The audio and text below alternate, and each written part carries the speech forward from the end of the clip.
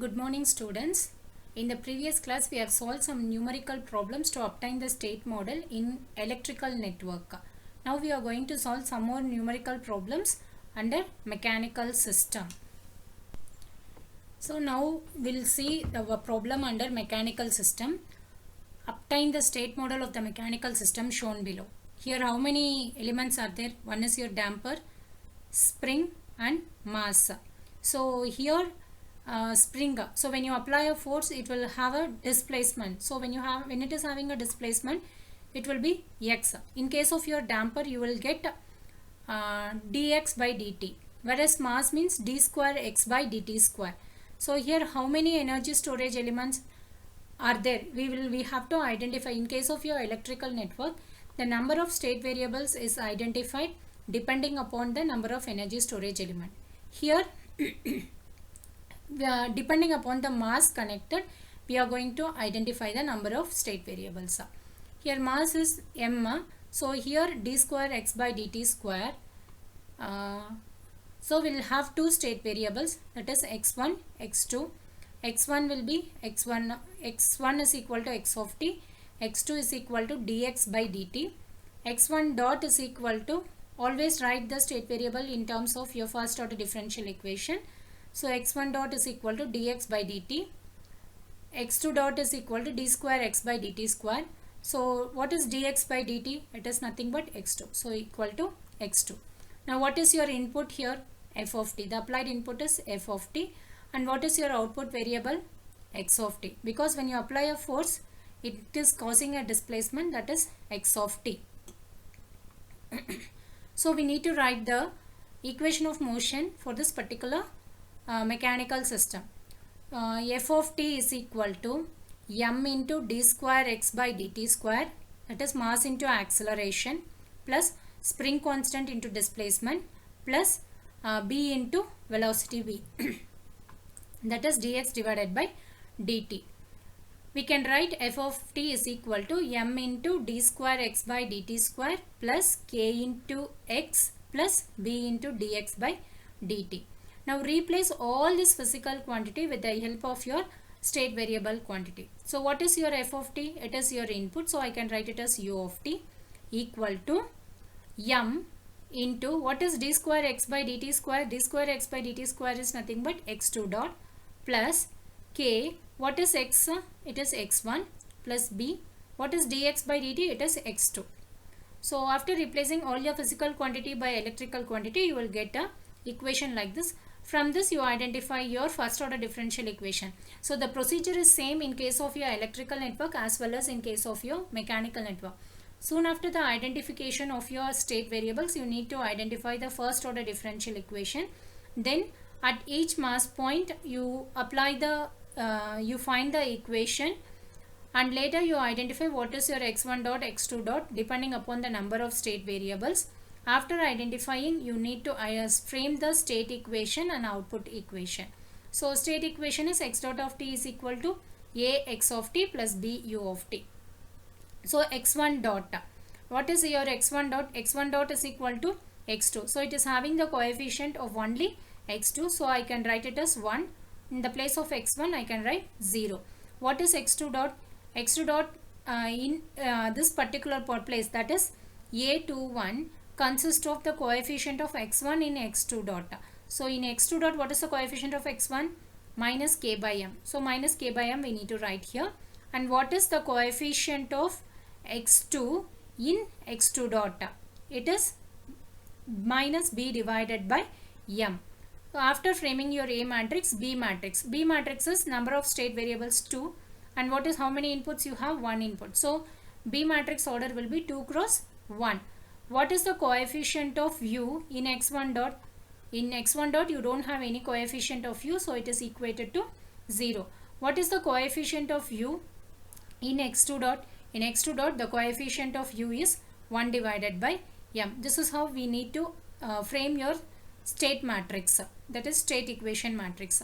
Similarly your output matrix, here how many outputs you have? Only one output, that is your displacement x of t. What is your x of t? x1. So it will have only x1 1 and the x2 will be equal to 0. So this is how you need to identify the state equation and output equation for the given mechanical system. We'll solve another problem under mechanical system. The second problem is obtain the state model by considering y as your output. So this is the mechanical system given over here. Here how many inputs we have? Only one input, that is f of t. This you can consider it as u. How will you identify the state variables for this mechanical system? Here you have mass. So it is nothing but m and 2 spring constant and 1 damper. Here you have 2 displacement. So one state variable will be x, another state variable will be y, and the other one will be dx divided by dt. So x1 is equal to x, x2 is equal to dx divided by dt, x3 will be y. After writing the state variable, always the state variables are represented using first order differential equation. So we can write it as x1 dot, x2 dot, x3 dot. x1 dot is dx divided by dt. What is dx by dt? It is x2. So equated to x2. What is x2 dot? D square x by dt square. What is your x3 dot? dy divided by dt. Now at node x, so here two nodes are there. One is node x and another one is your node y. At node x you write the equation of motion, that is force equation. F of t is equal to, that is fa of t is equal to m into d square x by dt square plus k2 into, what is the displacement it occurs? x1 plus b into dx by dt minus dy divided by dt, because this damper is between your x and y displacement. After finding out this force equation, replace all the physical quantity by means of your state variable quantity. So when you replace, you will get u of t is equal to m into x2 dot, that is d square x by dt square is nothing but x2 dot plus k2 into x1 plus b x2 minus b dot x3. So when you look at here two first order differential equations are available here. So we should get only one first order differential in the complete equation. So you cannot use this one to find your state equation matrix. Now at node y, what is the force applied? The force applied is 0. So 0 is equal to k1 into y. So k1 is your spring that is y is the spring constant obtained for the k1. So k1 into y plus b into, now this is your reference point, right? So dy by dt minus dx divided by dt. After writing here, you can identify what is your x3 dot. Now you substitute this x3 dot in equation number 1, because equation number 1 has two first order differential equation which is not allowed to frame your state transmission matrix, that is state equation matrix. So we need to replace either x2 dot or x3 dot. So at node y we had identified what is our x3 dot.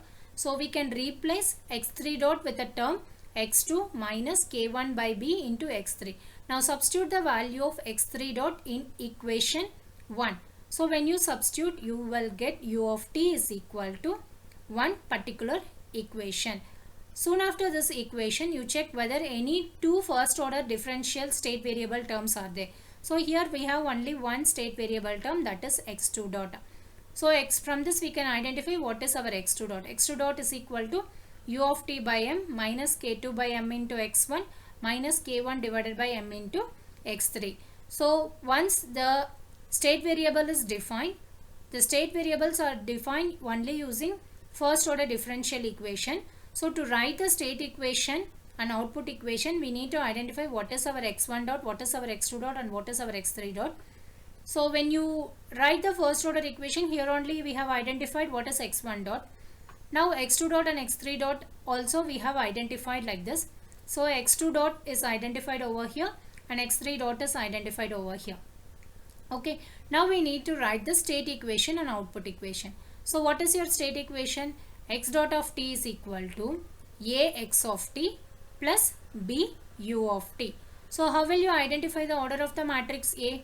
What is your, how many state first order differential equations are there? 3. So this side 3, and what is the order, what is the, how many state variables are available? 3. Therefore, the order of the matrix A will be 3 cross 3.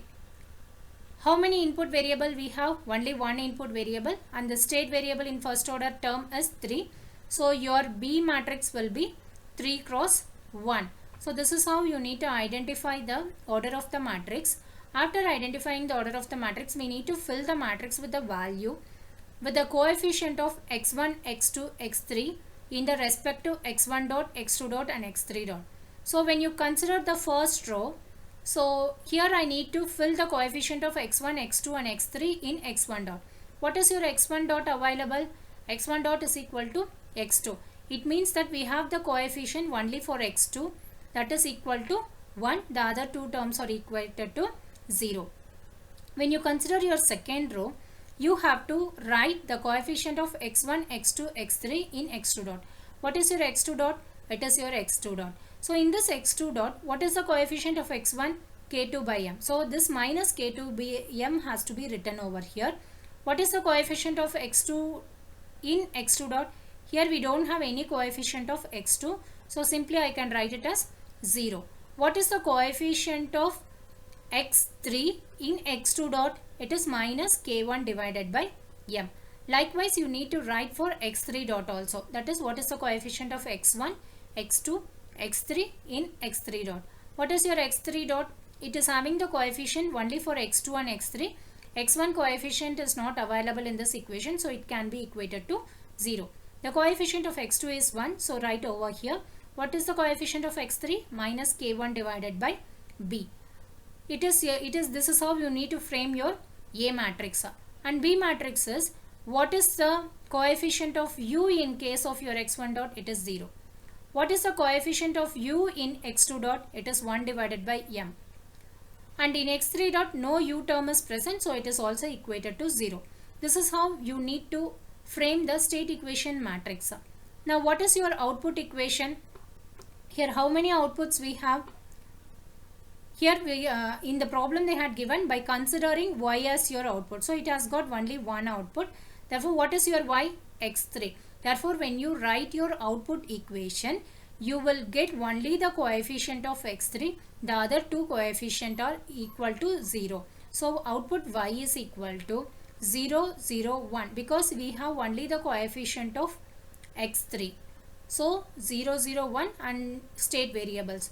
This is how you need to identify your state equation and output equation in case of your mechanical system.